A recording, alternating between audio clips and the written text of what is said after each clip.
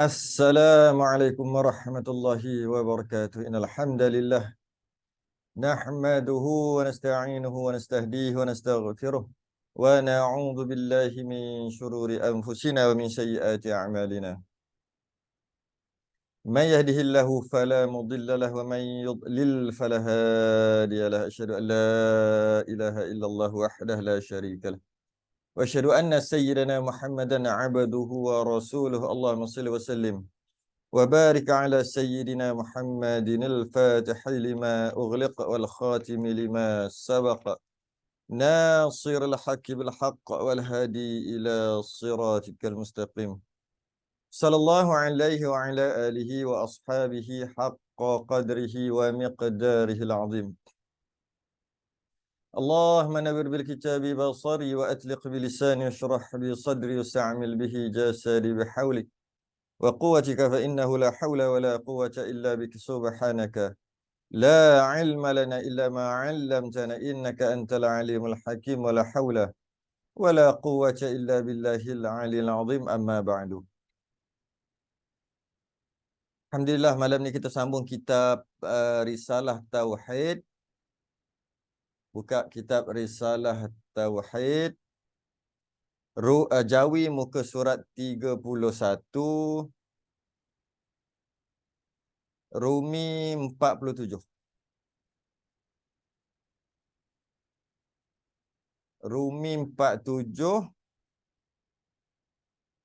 Jawi 31. Kita masuk perbahasan baru ni lah. Fasal sifat-sifat yang mustahil pada Allah Ta'ala. Sifat yang mustahil pada Allah Ta'ala. Qala al-mu'allif rahimahullahu ta'ala wa nafa'na wa iyyakum bi'ulumihi fid darain amin ya rabbal alamin. Kata pengarang dan wajib. Wajib atas tiap-tiap mukallaf. Wajib atas tiap-tiap mukallaf mengetahui sifat-sifat yang mustahil pada Tuhan, yang jadi lawan daripada 20 sifat yang wajib baginya, dengan dinyatakan satu persatu. Setelah dibincangkan 20 sifat yang wajib bagi Allah, masuk kita 20 sifat yang bertentangan dengan sifat yang wajib bagi Allah. Yang bertentangan, iaitu yang sebaliknya lah, yang mustahil bagi Allah. Tak mungkin, mustahil, tak masuk akal jika Allah begitu. Tu maksud mustahil bagi Allah. Mustahil Allah macam tu. Apa sifat-sifat tu? Lawan daripada sifat wajib tu lah. Dan dinyatakan satu persatu. Satu persatu ceritanya. Manakala telah ditetapkan satu persatu sifat yang wajib bagi Allah Ta'ala, sebelum ni dah bincang dah, satu persatu secara detail sifat yang wajib bagi Allah. Dia kata 20 sifat, maka tetaplah mustahil lawannya. Maka bila kita dah kata dah Allah gitu, mesti Allah macam tu, wajib Allah macam tu, maka tetaplah secara automatik, tetaplah secara automatik mustahil lawannya. Secara automatik lawan daripada sifat yang wajib bagi Allah tadi mustahil lah. Kalau kita kata Allah itu berkuasa, kita letak Allah mesti berkuasa, wajib bagi Allah berkuasa, ataupun sifat yang wajib bagi Allah adalah berkuasa, kuasa. Sifat yang wajib bagi Allah adalah kuasa. Bila kita dah pegang macam tu, maknanya opposite, sebalik daripada kuasa tadi tu, mustahil lah. Apa yang bertentangan dengan kuasa tadi? Lemah. Maka mustahil lah lemah. Macam mana boleh kata mustahil lemah? Sebab Allah berkuasa. Kalau Allah lemah, macam mana boleh Allah berkuasa? Jadi sebenarnya dalam kita membahaskan tentang sifat yang wajib bagi Allah, kita bahas juga sifat yang mustahil, iaitu yang di sebaliknya. Walaupun kalau nak kira, tak bincang pun tak apa dah. Dah kata Allah tu kuasa, mestilah mustahil lemah. Dah kata berkuasa, mestilah tak lemah. Kan Allah berkuasa. Pegang dah Allah kuasa. Ya, Allah kuasa. Maknanya tak lemah lah. Yalah tak lemah. Jadi tak lemah tu tak payah bagi tahu pun tak apa. Kata Allah tu kuasa telah memadai. Tak perlu kata Allah tak lemah. Dengan cakap Allah tu kuasa, automatik tak lemah. Kalau Allah tu lemah, macam mana kita boleh kata Allah kuasa? Tapi kata juga. Walaupun tak perlu kata, kata juga. Nak lagi mantap pegangan tu. Dahlah kata Allah kuasa, mustahil lemah. Tu. Allah berilmu, Allah ada sifat ilmu. Allah itu ilmu.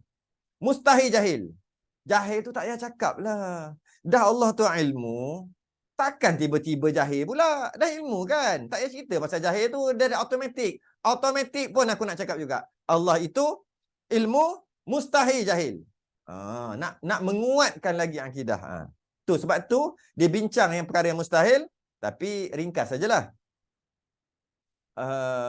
Maka tetaplah mustahil lawannya yang kekurangan itu.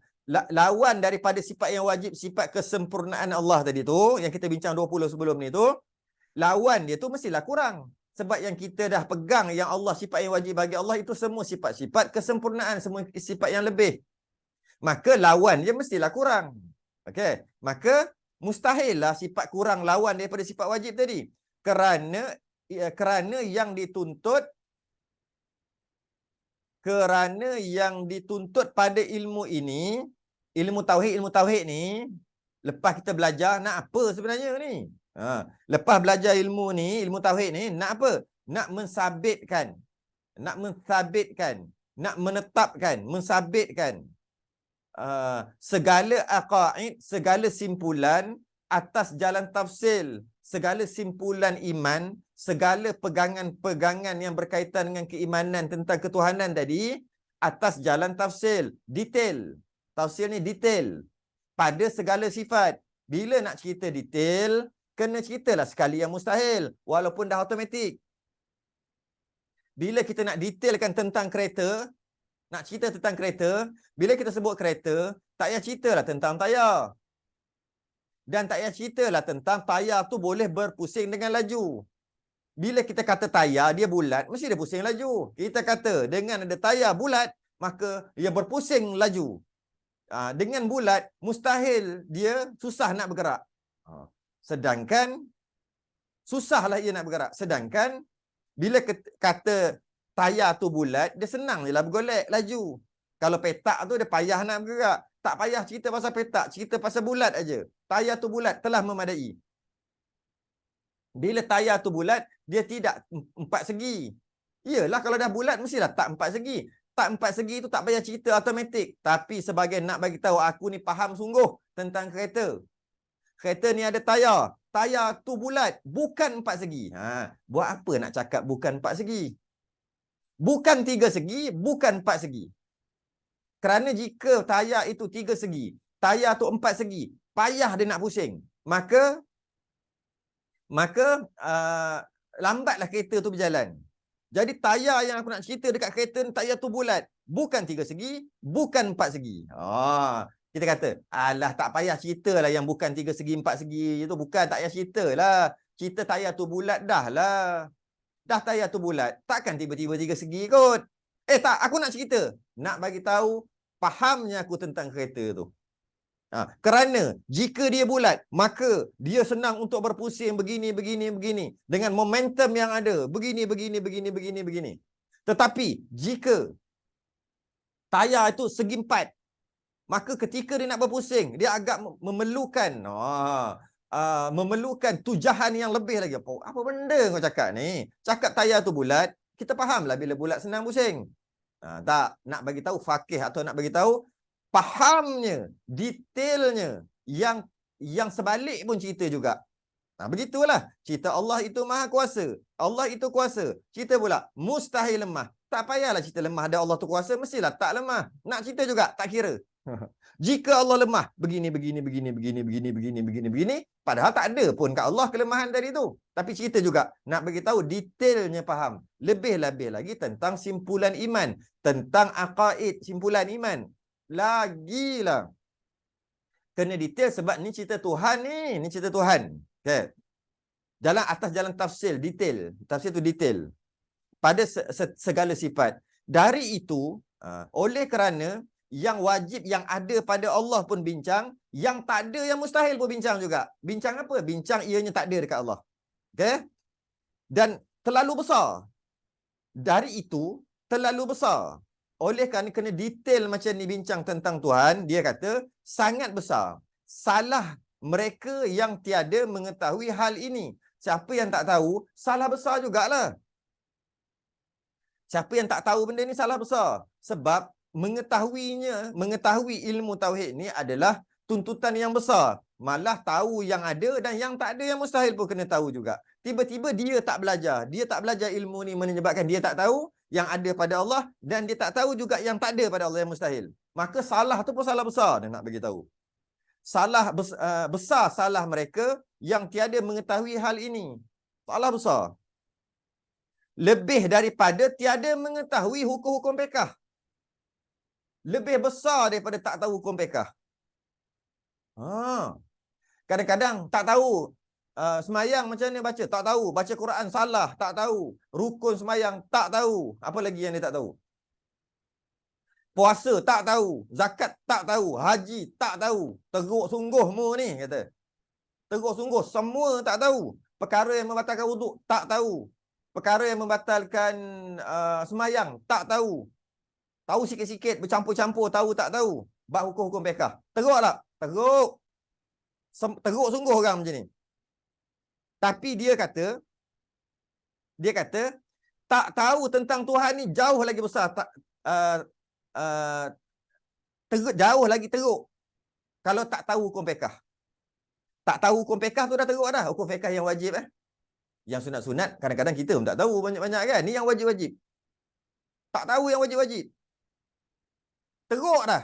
Tak tahu hukum ilmu tauhid ni, yang kata mengaji tak tahu tentang sifat yang wajib bagi Allah, sifat yang mustahil bagi Allah ni, tak tahu, jauh lebih besar, jauh lebih teruk daripada orang tak tahu hukum hakam. Malah jauh lagi teruk dengan orang yang melanggar hukum hakam.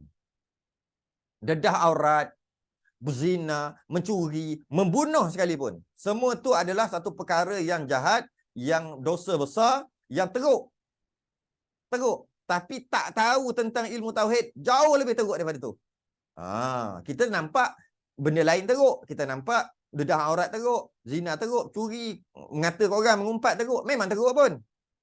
Memang teruk pun, bukan kata tak teruk. Tapi nak bandingkan dengan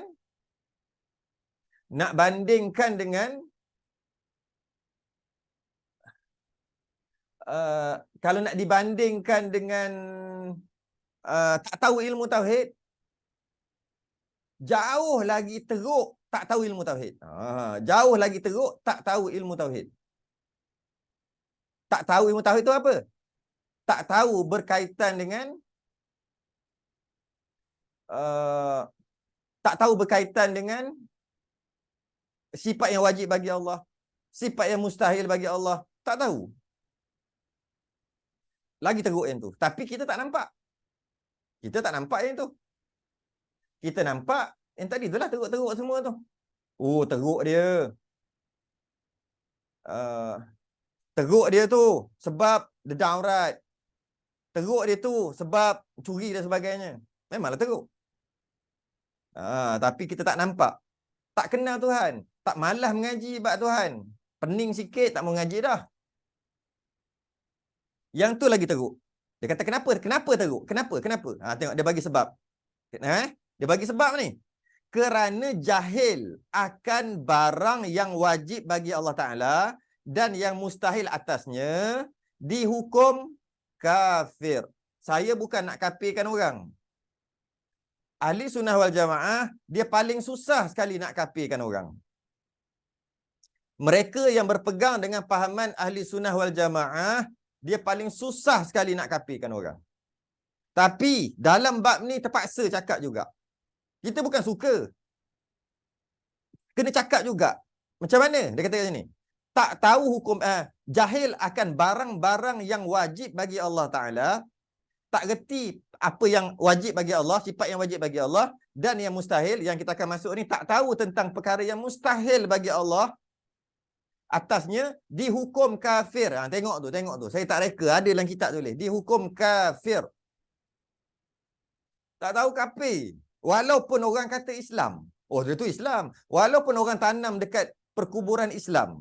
Walaupun bila ayah dia meninggal, bagi paraid untuk dia. Walaupun dia meninggal, anak-anak dia dapat paraid. Walaupun dia menikah dengan isteri dia Islam, dia pun Islam, sah nikah. Tapi hakikatnya kafir. Tu. Luar nampak Islam. Ini yang paling kita takut. Inilah yang paling takut sangat. Inilah. Bukan nak merendah-rendahkan ilmu fiqh, bukan. Sebab dia kata, tetapi jahil akan hukum-hukum fiqh hanya maksiat jua. Hanya tu bukan meringan-ringankan tau. Dia nak beritahu, bukan dia nak meringan-ringankan. Alah, boleh je buat hukum fiqh punya hukum halal haram tu buat aje sebab dia bukan besar sangat. Bukan hanya tu maksud meringan-ringankan, bukan.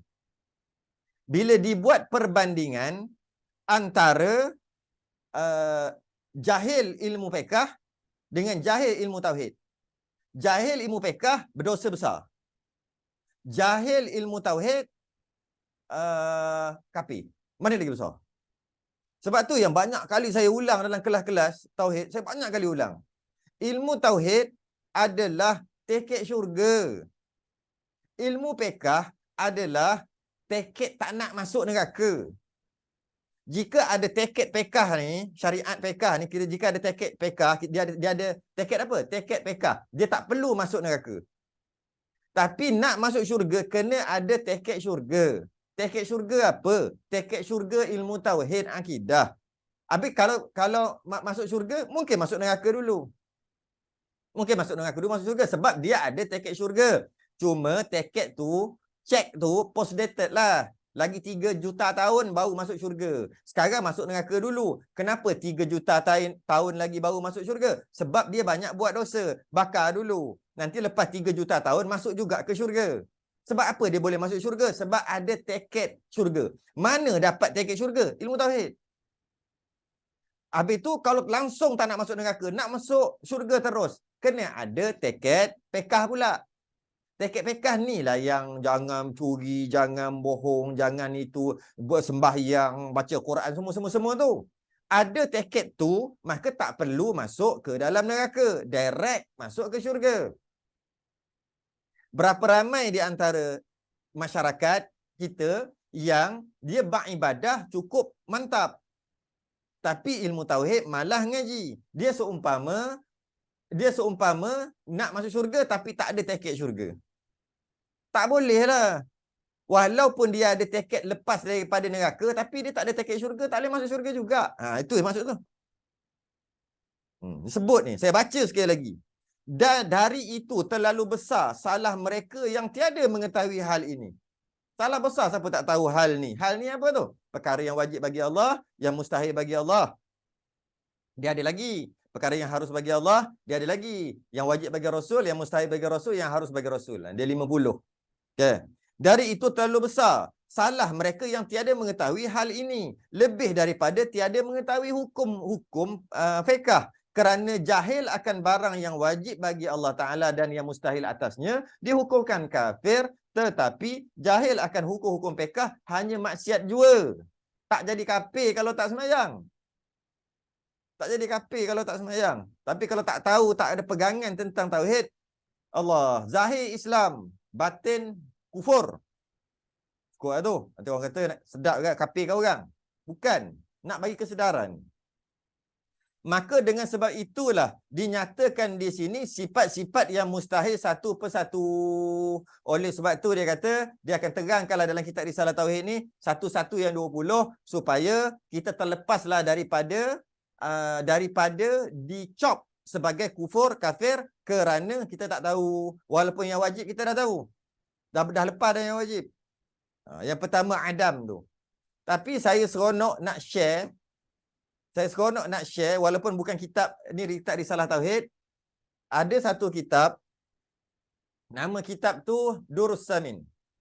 Kitab Durus Samin. Dalam kitab ni ada, saya nak baca sikit lah. Kita share yang berkaitan dengan perkara yang mustahil. Yang mana dia terangkan satu persatu perkara yang mustahil bagi Allah. Maka ada sebagian ulama dia tak terang secara tafsil, secara detail perkara yang mustahil bagi Allah. Dia tak ada dalam kitab. Dia kata perkara yang wajib aja. Tapi ketika membincangkan perkara yang wajib bagi Allah, dalam hati dah ada dah lawan daripada wajib tu, mestilah Allah tak ada yang tu. Yang sebut tadi lah. Bila kata Allah itu maha melihat, wajib Allah tu maha melihat, Allah itu ada sifat lihat, wajib, mesti, maka automatiklah Allah tak buta. Yang automatik Allah tak buta tu tak disebut dalam kitab. Tapi faham, pegang memang pegang, cuma tak disebut dalam kitab. Dalam ada beberapa kitab. Maka para ulama dia mengatakan kami tak sebut perkara yang mustahil. Bukan bermakna perkara mustahil tu tidak perlu dipegang. Bukan, perlu pegang juga, tapi kami tak sebut. Kerana apa? Kitab ni, Durus Samin ni, kitab yang Rumi dia macam ni. Dia kena habis dululah. Kitab-kitab yang nipis baru boleh ngaji kitab-kitab ni. Baik. Saya bacakan Durus Samin. Qala al-mu'allif rahimahullah taala. Siapa yang karang? Syekh Daud Al-Fatani. Okey. Saya baca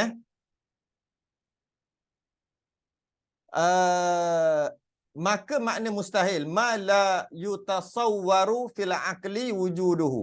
Barang yang tiada terupa pada akal wujud padanya. Mustahil lah tu. Yakni wajib kita nafikan. 20 sifat yang wajib kita nafikan lawan 20 sifat yang wajib. Lawan daripada yang wajib kita bincang sebelum ni. Itu satu-satu atas jalan tafsil secara detail. Sama macam kitab kita. Maka jika engkau kata, ini yang kita nak share ni. Maka jika engkau kata, maka wajib Allah Ta'ala bersifat dengan segala sifat yang dahulu. Lazim mustahil lawannya. Lawannya yang kekurangan. Maka kerana apa disebut lagi? Ditanya, dah bincang perkara yang wajib yang mesti ada pada Allah.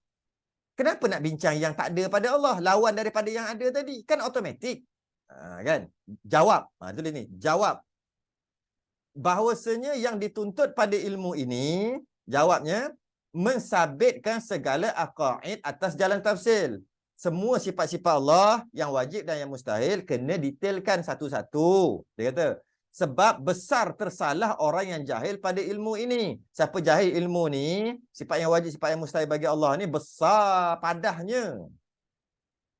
Tersalah jahil dengan sebab ilmu yang lainnya berbeza dengan tersalah ilmu lain. Kalau ilmu lain tersalah faham, tak besar sangat kesannya. Ilmu ni salah faham sangat besar.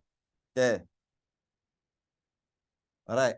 Jadi, dan kerana jahil pada ilmu barang yang wajib bagi Allah dan mustahil atasnya itu kufur. Sama macam kitab kita kata.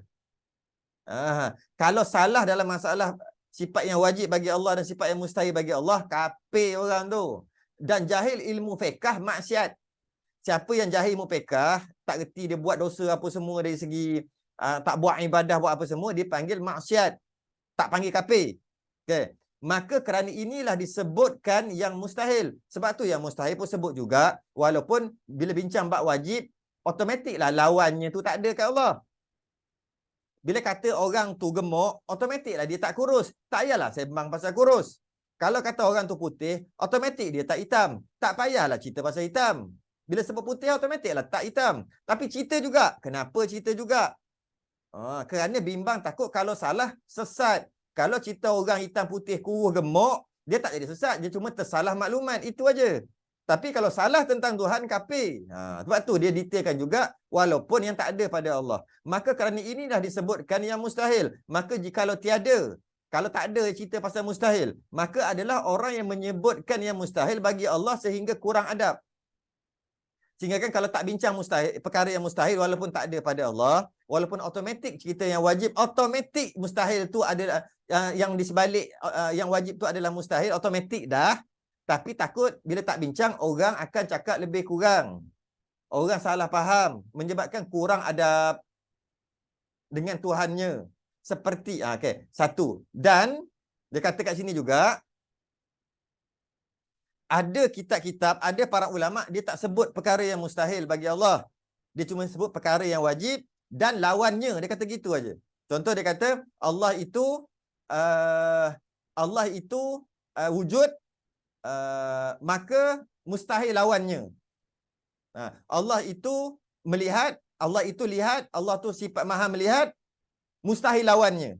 Dia tak cakap mustahil buta. Buta tak ada detail. Malah buta begitu, begini, begitu, begini tak sebut. Allah itu kuasa, mustahil lemah. Tak sebut. Yang mana Allah itu kuasa cukup. Habis mustahil lawannya. Allah itu ilmu. Allah itu maha berilmu. Mustahil jahil. Tak sebut gitu. Allah maha ilmu. Mustahil lawannya. Sedangkan lawannya tu jahil lah. Okay. Kitab kita sebut. Tapi ada kitab tak sebut. Kenapa? Sedangkan wajib tahu satu persatu secara detail. Kalau tahu satu persatu secara detail, tak sebut macam dia nak tahu. Sebut lawannya gitu. Faham-faham lah. Kenapa kena sebut lawannya faham-faham gitu? Mari kita baca. Kita durus samin kejap. Sebab menarik untuk dikongsikan. Maka adalah orang yang menyebutkan yang mustahil bagi Allah sehingga kurang adab. Kadang-kadang orang tak gerti sebut perkara yang mustahil bagi Allah menyebabkan jadi kurang adab pada Allah serta Tuhannya. Seperti umpama jikalau berkata seorang bagi raja, tiada engkau kuda. Tiada engkau kuda, bukan engkau itu himar. Raja datang, sultan datang, tuanku datang. Dia kata, ampun tuanku bukan kuda. Tuanku bukan himar.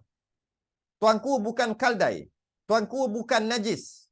Memang tuanku bukan najis. Tuanku bukan, kan kita kata kan, memang betul tuanku bukan kuda, dia orang. Tuanku bukan keldai, memang pun dia orang. Tuanku bukan tai. Tuanku bukan najis, tuanku bukan mughallazah. Memang betul pun. Tapi dengan sebut macam tu kurang adab. Cakap tuanku manusia dah lah. Habis memang tuanku bukan najis pun, bukan tai. Tak boleh cakap. Kenapa? Tak ada adab. Habis tu cakap, sebab macam itulah perumpamaan, cakap Allah tu kuasa cukuplah. Jangan cakap Allah itu lemah. Mustahil lemah. Walaupun cakap mustahil lemah, iaitu Allah tidak lemah, seumpama kita kata, tuanku bukan tai. Kan tak ada adab tu. Memang betul tapi tak ada adab. Dia kata kat sini. Dan tiada engkau a'ma, yakni buta, dan tuli, hingga akhir sifat. Kita tak kata pun, tuanku tak buta, tuanku tak pekak, tuanku tak tuli. Kita kata tuanku melihat, tuanku mendengar. Cukup. Jangan cakap yang tak tadi. Memang tuanku tak buta pun. Jangan cakap, tak ada adab. Sebab tu dia tak cerita. Dia kata lawannya pegang, wajib pegang secara detail. Tapi tak cakap kerana nak menjaga adab. Okey. Niscaya adalah yang demikian itu perkataan yang mensabitkan dendam dan marah. Orang yang cakap macam tu biasanya dia ada masalah lah. Dia bukan cakap secara beradab lah. Beradab lah. Tak beradab lagi tu. Walaupun betul. Engkau tu tak bodoh. Tak bodoh memang tak bodoh cerdik. Tapi biasanya bila cakap begitu, maknanya ada sesuatu. Sebab tu tak boleh cakap gitu. Dekat orang besar-besar. Dan tak boleh cakap gitu lebih-lebih lagi pada Allah. Allah tak bodoh. Allah tak bodoh. Tak boleh cakap gitu. Tak ada adab. Memang Allah tak bodoh. Habis tu, Allah maha berilmu. Tak bodoh tu maha berilmu lah. Tak boleh cakap. Nampak tu? Dia kata kat sini. Tak ada adab. Sebab tu dia tak bincang. Cuma dia kata sebaliknya. Lawannya. Lawannya apa? Faham lah. Kalau cakap tak ada adab. Macam tu. Niscaya adalah yang demikian itu perkataan yang mensabitkan dendam dan marah. Dan sebenarnya bagi orang mensifatkan dia itu diseksa yang amat pedih padanya. Siapa cakap dekat orang-orang besar, raja-raja macam tu, tuanku tak buta, tuanku tak pekak, tuanku bukan tai, tuanku. Memang betul, tapi kena seksa. Sebab tak ada adab. Okay?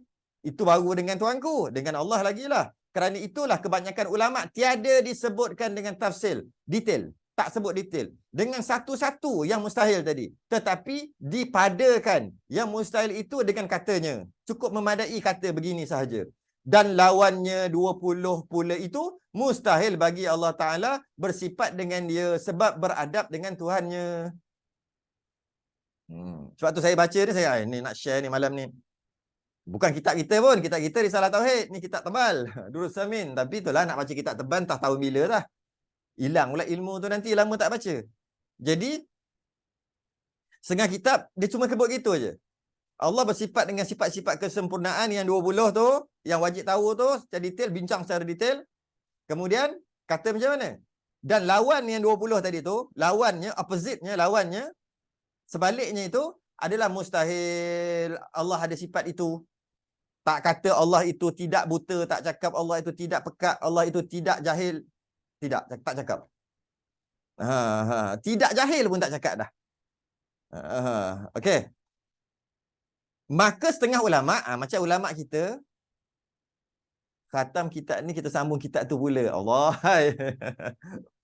Jauh lagi kitab ni. InsyaAllah, insyaAllah. Saya target Aqidatul Najin. Tapi tak apalah, kitab banyak. Tamak nak belajar tak apa. Ni kitab Durus Samin. Perbahasan dia lagi lain. Best lagi lah. Tapi kena detail, kena faham yang basic dulu. Lompat terus tinggi masalah juga. Kena khatam dulu. Ni kitab Durus Samin. Okey. Saya nak baca sikit lagi. Sebab seronok kitab ni. Maka setengah ulama disebutkan atas jalan tafsir. Macam dalam kitab kita Risalah Tauhid, dia sebut detail tafsir satu-satu. Kerana adalah wajib kita palingkan. Sebab apa setengah ulama walaupun nampak catat memang tak beradab. Tapi kita detail juga. Kenapa? Sebab wajib kita palingkan dekat hati kita. Dekat hati kita ni kena palingkan. Palingan apa? Apa yang mustahil tu Allah tidak begitu. Allah tidak begitu. Allah tidak begitu. Kena palingkan. Jadi kalau nak palingkan kat hati, kenalah detail juga. Tapi kalau sebut detail-detail, tak ada adab pada Allah. Jadi macam terkepit. Kepit di antara dua.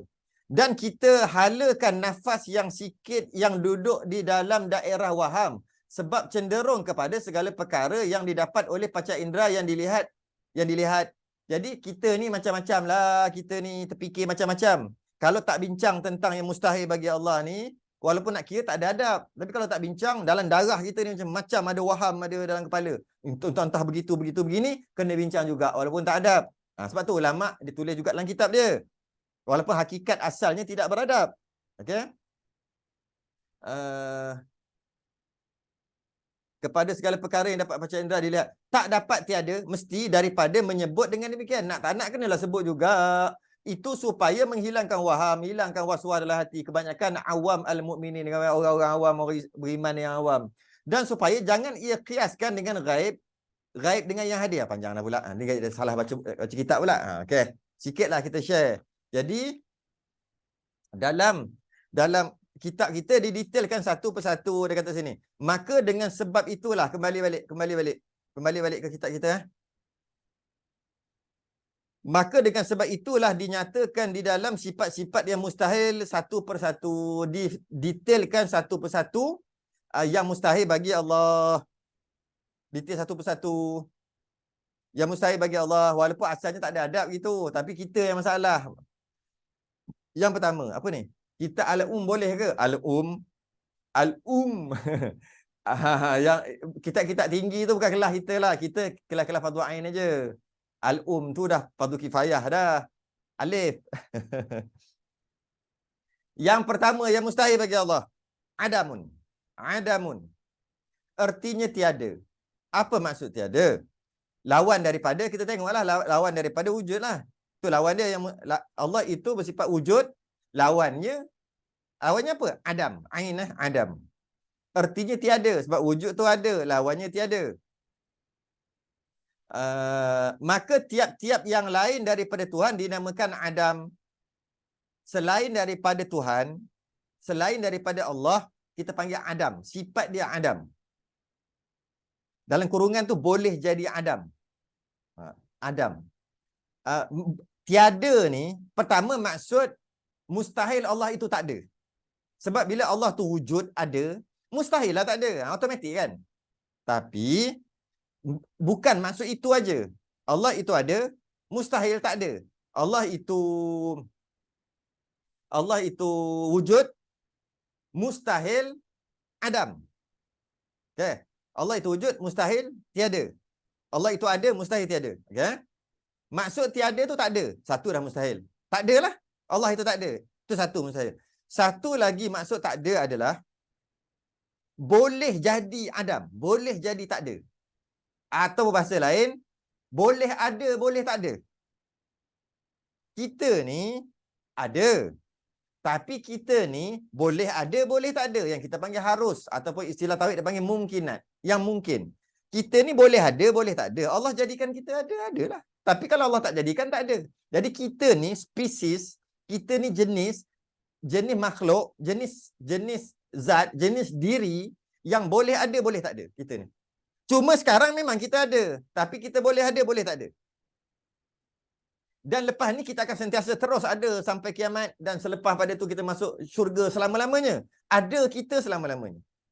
Tapi keberadaan kita, jenis kita ni boleh ada, boleh tak ada. Dia panggil harus ada. Boleh ada, boleh tak ada kita. Habis kita dah ada ni. Memanglah kita ada sebab Allah jadikan kita. Tapi jenis kita boleh ada, boleh tak ada. Apa ni, remote ni. Boleh ada, boleh tak ada. Ni dah ada. Memang dia ada. Tapi dia jenis boleh ada, boleh tak ada. Maksudnya, kalau orang tak buat, dia tak ada lah. Orang buat, dia ada. Maknanya dia ni boleh ada, boleh tak ada. Orang buat, dia ada. Orang tak buat, dia tak ada. Kilang buat, dia ada. Kilang tak buat, dia tak ada. Begitulah semua perkara. Semua perkara. Kita ni boleh ada, boleh tak ada. Tiba-tiba ada yang buat kita, iaitu Allah buat kita. Maka adalah kita. Macam mana pun kita ada, dan macam mana kekal pun kita, tetap juga kita jenis boleh ada, boleh tak ada. Tapi kita telah diadakan. Allah tidak begitu. Allah ni. Itu dalam kurungan tu, boleh jadi Adam. Boleh jadi ada, boleh jadi tak ada. Allah tidak gitu. Allah mesti ada. Ataupun istilah tauhid dia panggil wajibul wujud.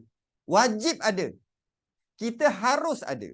Apa harus? Boleh ada, boleh tak ada. Allah wajib ada. Apa maksud wajib ada? Mesti kena ada. Wajib akal. Tak masuk akal kalau Allah tak ada. Allah mesti ada.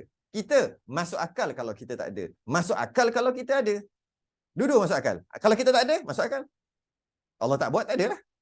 Kita ada, masuk akal. Sebab Allah buat, ada lah. Allah tak masuk akal, Allah tak ada. Mesti ada. Wajib ada. Tak masuk akal, Allah tak ada. Tak masuk akal Allah tak ada tu, tak ada tu, itu Adam tu. Jadi kalau Allah itu ada, tapi ada macam kita, iaitu jenis boleh ada, boleh tak ada. Mustahil. Allah ada. Bukan Allah tak ada. Kita kata Allah ada.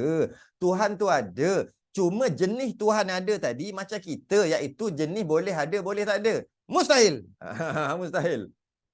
Jadi yang kita tolak Adam ni, pertama kita tolak Tuhan itu tak ada. Kita tolak, maknanya ada lah. Kita tolak Tuhan tu tak ada. Mustahil, maknanya mesti ada Tuhan. Itu satu. Yang kedua, kita tolak Tuhan tu jenis ada. Mustahil jenis tak ada. Jika dia jenis tak ada, tapi dia dah ada. Bermakna dia harus, dia panggil. Tuhan tu dah jadi harus, bukan wajib dah. Dia ni fardu kifayah sikit ni. Masuk fardu kifayah, dah tercampur fardu kifayah dengan fardu ain dah ni. Jadi Adam tu menafikan dua perkara lah. Menafikan tak ada Tuhan, kita nafikan. Tak ada Tuhan, tiada Tuhan, kita nafi. Maknanya adalah. Kita menafikan ketiadaan Tuhan. Bila kita menafikan ketiadaan Tuhan, maknanya adalah. Sebab kita nafi tak ada. Okay. Satu lagi, kita menafikan Tuhan tadi, walaupun dia ada, dia jenis boleh ada, boleh tak ada. Kita nafi yang tu juga. Habis tu, apa yang kita nak pegang? Tuhan tu, Allah itu, mesti ada, wajib ada. Jadi jangan salahlah. Aku yakin Allah ada. Maka sebab tu kena nafikan. Kalau sekadar yakin Allah ada, tak memadai. Sedangkan sekadar yakin Allah itu wujud, tak memadai. Kena cari yang mustahil. Apa yang mustahilnya? Mustahil Adam. Mustahil Allah tak ada. Okey? Okey? Dan mustahil Allah jenis tak ada. Walaupun Allah ada, tapi jenis tak ada. Cuma walaupun dia jenis tak ada, dia ada. Macam kita lah. Jenis tak ada. Tapi kita ada. Sebab kita jenis tak ada dan jenis ada lah. Kita nak menafikan dua perkara tadi. Adam tadi. Nampak tak? Kalau tanpa kita membicarakan tentang perkara yang mustahil, kita akan faham macam mana? Allah ada. Allah wujud. Okey, wujud. Allah wujud tu macam mana? Allah wujud lah, Allah ada. Entah dia faham. Maksud Allah ada tu, Allah yang jenis boleh ada, boleh tak ada. Tapi Allah tu ada. Maka tak sah iman dia. Sebab tu kena cerita yang mustahil. Kalau tidak, sebab tu dia fardu ain cerita yang mustahil. Sebab kalau tanpa kita menafikan sifat yang bertentangan dengan sifat yang wajib tadi, maka takut-takut kita tak cukup masak. Separuh masak kita faham. Jadi kita menafikan dua perkara, Iaitu kita menafikan Allah itu tiada. Tuhan itu tiada. Kita menafikan Tuhan itu tiada. Dengan maksud adalah. Dan kita menafikan Tuhan tu walaupun ada, dia jenis ada, jenis tak ada.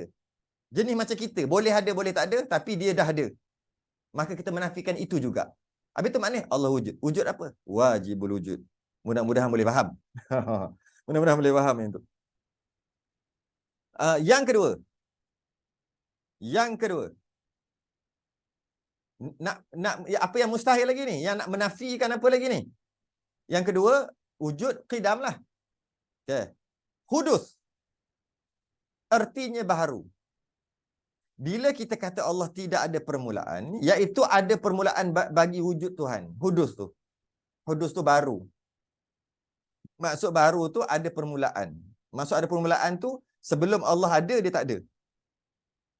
Bila kita kata Allah tak ada permulaan, automatiklah Allah tu ada. Bila kita kata tak ada permulaan, mana automatiklah memang ada. Tak adalah sebelum tu tak ada, lepas tu ada. Kalau sebelum tu Allah tak ada, kemudian baru Allah ada, taklah nama tak ada permulaan. Taklah nama qidam. Memanglah. Tapi tak nak kena belajar juga yang mustahil, iaitu hudus. Ada permulaan bagi Tuhan. Allah tu ada, betul. Tapi Allah ada tu ada permulaan. Tapi permulaan Allah tu lama gila. Berjuta bilion tahun yang dulu, Allah tak ada. Kemudian Allah ada. Allah adalah yang pertama sekali ada. Kita nafikan itu. Kita nafikan. Kerana kita kata Allah itu qidam. Allah itu tidak ada permulaan. Allah tidak ada permulaan. Qidam. Belum mantap pemahaman kita. Allah tidak ada permulaan. Dan mustahil wujud Allah itu qidam. Tak cukup memadai kita kata Allah itu qidam. Kena kata mustahil. Mustahil ada permulaan. Padahal mustahil ada permulaan tu, itulah qidam. Sama je. Lawan. Tapi kena bahas dulu. Tapi ni tak susah lah. Jadi, kalau kita kata Allah ada permulaan, kita telah mensabitkan Allah dengan hudud. Iaitu ada permulaan. Maka, bila kita sabit gitu, sedangkan kita perlu bersihkan, kita perlu nafikan Allah daripada hudus, daripada baru. Sebab tu perlu belajar perkara yang mustahil. Yang ketiga. Turuul adami. Artinya kedatangan Adam. Adam tu tiada lah. Adam. Kedatangan Adam yang dinamakan fana. Maksudnya binasa lah. Lawan kepada baqa'. Lawan kepada baqa'. Baqa' tu kekal. Lawan je binasa. Iaitu ada kesudahan bagi Tuhan. Bila kita kata Allah itu kekal, tak payah sembanglah tentang Allah itu tak binasa. Dah kata kekal, memanglah tak binasa. Kena bincang juga. Apa maksud Allah itu kekal? Allah itu baqa'. Ya, tu Allah itu kekal. Dan mustahil binasa. Kenapa nak menafikan mustahil binasa? Sedangkan kalau kata kekal tu memang tak binasa lah. Tak binasa lah. Kena bincang juga. Sebab maksud tak binasa tu tak binasa sungguh. Iaitu Allah bukan jenis binasa. Kita jenis binasa. Tapi kita tak binasa. Kita jenis binasa. Maksudnya kita jenis boleh kalau nak binasa. Kita ni. Kita ni boleh kalau nak binasa. Tapi kita kekal. Siapa yang kekalkan kita? Allah yang kekalkan kita. Tapi walaupun kita ni kekal, Allah juga kekal. Kita juga kekal. Allah kekal, kita juga kekal. Bezanya, Allah kekal, mustahil binasa. Kita kekal, tak mustahil binasa. Kita jenis tak mustahil binasa. Tapi kita tak binasa. Sebab Allah kekalkan kita. Tapi kalau nak kira dari segi spesies, kita jenis binasa. Spesies yang jenis binasa. Kita yang spesies jenis. Allah tidak. Allah mustahil binasa. Mustahil binasa. Takut-takut faham Allah tu jenis boleh binasa juga. Tapi sebab Allah kuasa, maka bila Allah kuasa, maka siapa nak bunuh Allah? Allah kuasa. Tapi kalau adalah, kalau dipikir-pikirkan, dianggap-anggapkan, ada yang kuat pada Allah, Allah boleh binasa. Tapi tak ada. Tapi tak ada. Sebab tu Allah kekal. Sebab tak ada yang lebih kuat daripada Allah. Tapi kalau katakanlah ada yang lebih kuat pada Allah, Allah boleh je binasa. Tak juga macam tu. Tak juga. Walaupun kita dah sabit Allah itu kekal, tapi cara kita sabit tu salah. Kita sabit tu Allah tu tak binasa kerana tak ada yang kuat daripada Allah. Kalau ada yang kuat, Allah boleh binasa juga. Tapi sebab Allah yang paling kuat, sebab tu dia tak binasa. Siapa berani nak lawan dia? Betul dah Allah itu kekal. Tapi tak. Allah itu kekal. Sama juga. Allah kekal. Allah kekal. Allah kekal. Allah kekal. Kenapa Allah kekal? Allah kekal kerana tak ada yang lebih kuat daripada Allah. Allah paling kuat. Kalau ada Allah paling kuat. Kalau ada Allah binasa lah. Tapi tak ada. Sebab Allah paling kuat. Maka tak sah iman dia. Walaupun dia kata Allah itu kekal. Yang ni kenapa Allah itu kekal? Allah itu kekal. Kita juga kekal. Tapi kekal kita jenis boleh binasa. Kekal Allah tak ada binasa. Mustahil binasa. Kekal aja. Walaupun sama-sama kekal tapi beza. Tak susah sangat sebenarnya ni. Sebab kita dah khatam dah yang ni. Yang keempat. Yang 20 tu dah khatam. Yang ni senang je. Al-mumathalatu lil hawadith. Lawan kepada mukhalafatuhu lil hawadith. Allah tak sama dengan yang baru. Itu lawan dia apa? Bersamaan dengan segala yang baru. Bila kita kata Allah tak sama dengan yang baru, maknanya mestilah tak sama dengan yang baru. Tak payah sembang lah. Tapi nak bincang juga perkara yang mustahil, iaitu bersamaan dengan segala yang baru. Mustahil Allah sama. Seperti ia jirim.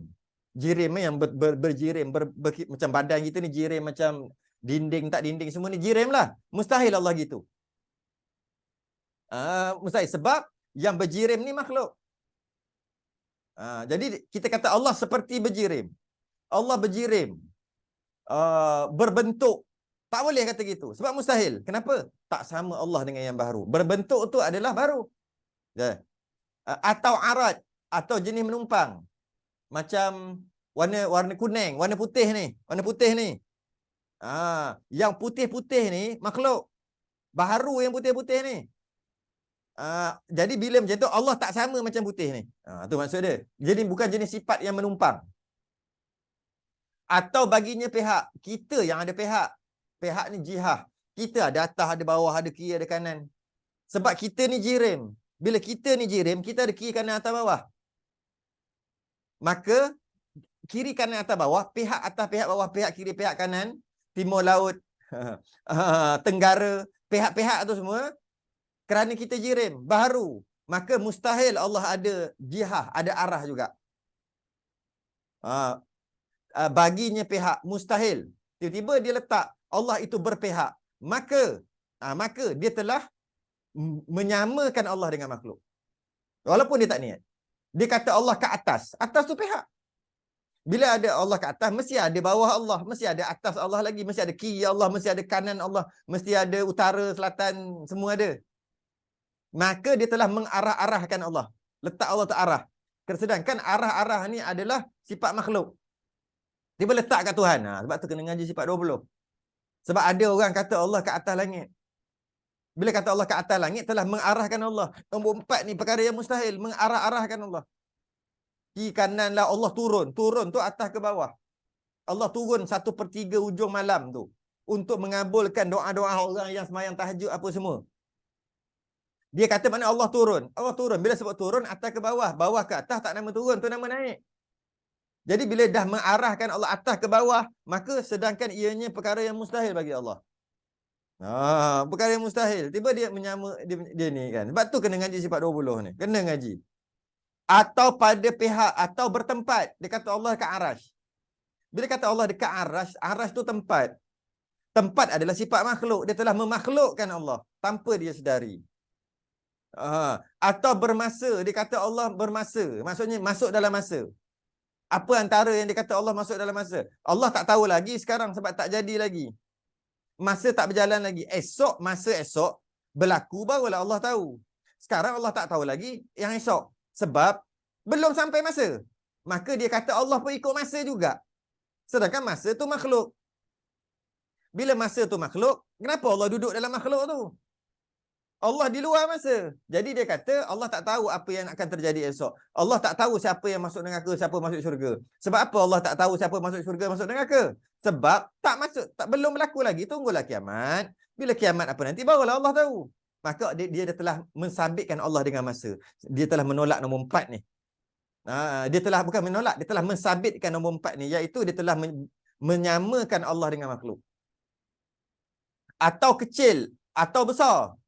Fizikal pula. Dia kata Allah besar, gedeng, besar sangat. Allah kecil, halus. Makhluk halus. Ada orang cakap orang Islam. Dia kata Allah itu makhluk halus. Dia kata Allah makhluk halus. Ada yang kata Allah tu besar. Saya dengar video kat Indonesia. Mengajar orang. Dia kata Allah tu sangat besar. Gedeng, gadeng, gadong, gedong, gedeng. Macam itulah bunyi. Besar. Sangat besar. Sebab tu kita tak nampak, dia kata. Sebab Allah sangat besar. Dan kita kata Allahu Akbar, Allah Maha besar. Dia maksudkan besar fizikal. Dia kata cuba letak mata, rapatkan kepala ke dinding. Celak mata. Tak nampak dinding, dia kata. Sebab dinding tu terlalu besar. Tak boleh nampak. Begitulah Allah terlalu besar sampai kita tak boleh nampak. Kita kena undur belakang, sungguh boleh nampak Allah. Indonesia, pelik-pelik sungguh. Bila menyifatkan Allah begitu, bermakna dia telah mensabitkan Allah yang nombor 4, iaitu mumatsalatuhu lil hawadith. Allah sama dengan yang baharu. Sedangkan yang kita kena sabit dekat hati kita, mukhalafatuhu ta'ala lil hawadith. Allah tak sama dengan yang baharu, dan mustahil Allah sama dengan yang baru. Atau bersifat sebagaimana sifat-sifat yang baharu. Atau mengambil faedah pada perbuatannya dan hukumnya. Dia kata Allah ambil faedah daripada, Allah dapat keuntungan daripada hukum hakam. Contohnya, Allah cipta malaikat, Allah ambil untung. Allah bolehlah relax sikit. Sebab apa Allah boleh relax? Sebab malaikat yang buat kerja. Itu dia salah faham. Ada orang salah faham gini. Sebab tu Allah cipta malaikat-malaikat. Sebab malaikat ni akan buat kerja nanti. Wakil Allah. Jadi Allah relax lah. Maka Allah telah mengambil manfaat daripada malaikat. Malah dalam Quran pun Allah cerita, kami. Kami menciptakan. Sikit-sikit kami. Bila kami maknanya Allah dan malaikat. Malaikat tu tolong. Dia faham gitu. Maka Allah telah mengambil manfaat daripada perbuatannya. Sepatutnya tak boleh gitu. Yang mengambil manfaat adalah makhluk. Allah tidak mengambil manfaat daripada ciptaannya. Kalau Allah mengambil manfaat daripada ciptaannya, maka lemahlah Allah. Dan Allah sama dengan makhluk. Dan hukumnya, Allah hukumkan suruh semayang. Lagi ramai semayang, lagi Allah kuat katanya. Lagi ramai puasa, lagi Allah kuat. Lagi ramai orang patuh pada Allah, lagi Allah mantap. Maknanya Allah mengambil manfaat daripada hukum. Sebab tu Allah suruh semayang. Kalau kita tak semayang, Allah jadi lemah. Macam mana ni? Ni apa ni? Inilah yang orang Nasrani ni. Tuhan dia tu. Apabila banyak kebaikan dan Nasrani dan Majusi. Kalau banyak kejahatan berlaku, Tuhan baik akan lemah. Bila banyak kejahatan berlaku di atas dunia ni, Tuhan baik tu akan jadi lemah. Tuhan jahat jadi kuat. Apabila kebaikan banyak berlaku di atas bumi, maka Tuhan baik pula jadi kuat daripada Tuhan yang lemah, daripada Tuhan yang jahat satu lagi tu. Begitu dia. Dia ada Tuhan gitu. Jadi dia mengambil manfaat pada agama-agama lain lah. Maka tidak begitu. Yang kelima. Nampak lagi? Allah, dekat sejam dah. Yang seterusnya, maka kita menafikan Allah sama dengan makhluk.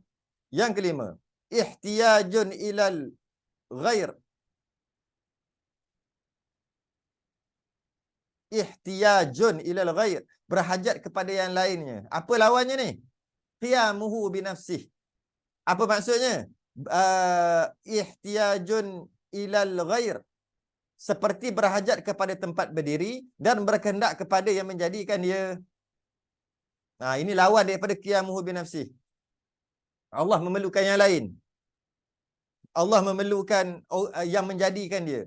Kalau Allah memerlukan untuk menjadikan dia, jadikan, maka yang menjadikan Allah itulah Tuhan. Maka tak macam kita, makhluk memerlukan yang menjadikan. Maka jadilah. Tuhan tidak gitu. Okey, yang ini tak ada bahas sangat. Iaitu lawan daripada qiyamuhu binafsih adalah ihtiyajun ilal ghair. Allah berhajat kepada yang lain. Maka dengan kita mensabitkan dekat hati kita, Allah berdiri qiyamuhu binafsih, tak mengharap, tak memerlukan yang lain untuk menjadikan dia, kerana Allah itu tidak ada permulaan. ada yang hakiki, maka kita menafikan Allah berhajat kepada yang lain. Yang keenam, kena stop dulu aku. Laju sangat. Yang keenam. Yang keenam lah, satu lagi. Kita habis sifat salbiah. Kita berhenti kat sifat ma'ni. Alla yakuna wahidan, bahawa tiada ia esa. Oi, tapi ni panjang dah.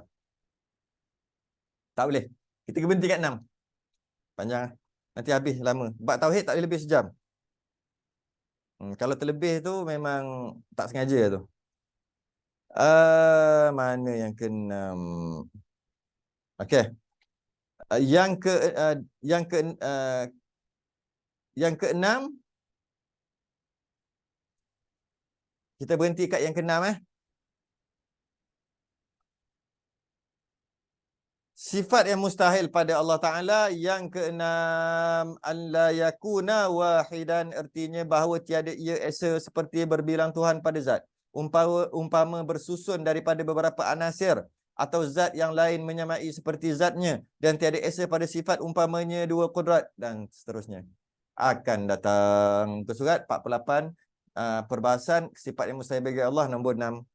Muka surat 32, Jawi yang keenam. Wallahu alam. Kita tangguh dulu rakaman Risalah Tauhid sebanyak 30 berapa video dah. Ada dalam YouTube. Siapa nak tengok yang lepas-lepas, ada dalam YouTube, boleh type tu keluar nanti semualah. Sekejap lagi yang ini saya akan masuk dalam YouTube juga.